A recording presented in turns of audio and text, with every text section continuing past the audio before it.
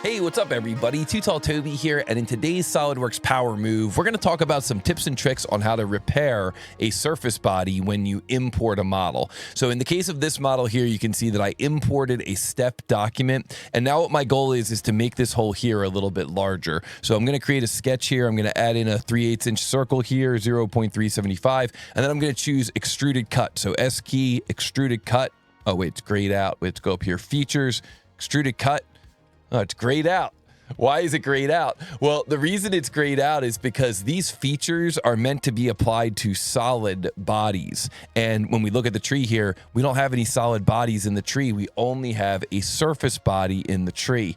And this can happen when you import a surface body and the surface body has a hole in it. And in the case of this model here, I know right where the hole is because, I created the model, I created this example. But a lot of times you don't know where that hole is. And so what you can do is you can run the command evaluate check. And the evaluate check command actually has a utility in it where you can search for any open surfaces. And this will show you, and it'll even give you an arrow to show you where any open surfaces are. So I'm going to say search for open surfaces, and I'm going to say check. And now we can see here that in the results list, the results found one open surface. Well, what you can do is left click on that one open surface, and then SolidWorks gives you an arrow pointing to the open surface, and it highlights the edges in blue. If you rotate the view and then you click the result again, SolidWorks moves the orientation of the arrow. And that sometimes is helpful when you're kind of working in a tight corner and there's a lot of edges all coming together.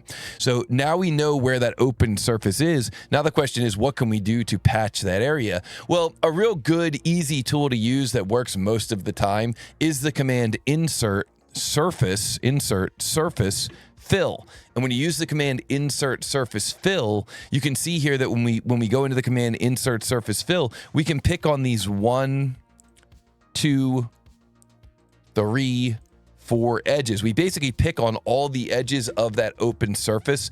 And then what SolidWorks does is it kind of lays a surface down across that opening. I almost think of it like laying a tarp or laying a blanket down. It basically meshes this region and then lays down a new surface across that opening. Now, there are some different tools that you can use to help with curvature continuity and making sure that tangency matches up and everything. But even if you don't get into all of those commands, just dropping in that surface there might be enough to get you to the point where you've got this thing as a solid. So if I hit the green check mark there, we can see now we've got an additional surface body here. We actually have 2 surface bodies now, this main one and this new one we just created. So let's link them together using what's called the knit surface command.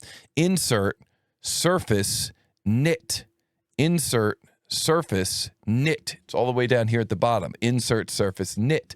So if we go into the command insert surface knit, we can take this surface body and this surface body and we can kind of merge them together. And the nice thing is if we merge these together and these form a watertight vessel, meaning there's no longer a hole in the body, then we can also use the command create solid and hopefully turn this thing into a solid. So we hit that check mark for create solid. We hit the green check mark here and oh yeah, look at that. Now we have a solid bodies folder, a solid body here in the tree. So now if we return to where we started with this 3/8 inch circle, let's just move that sketch down to the bottom of the tree.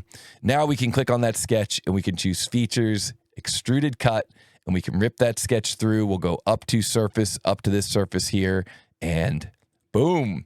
Job complete, and we're ready to move on.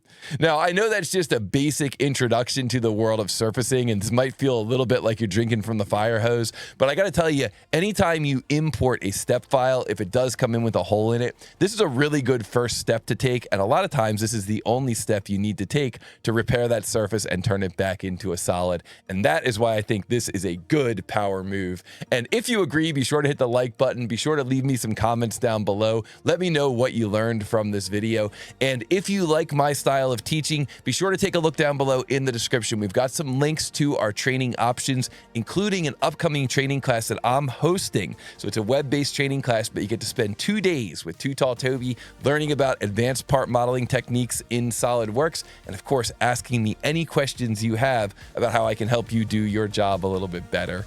So again, I hope you guys enjoyed this video, and I will look forward to seeing all of you in the next TooTallToby SolidWorks Power Moves.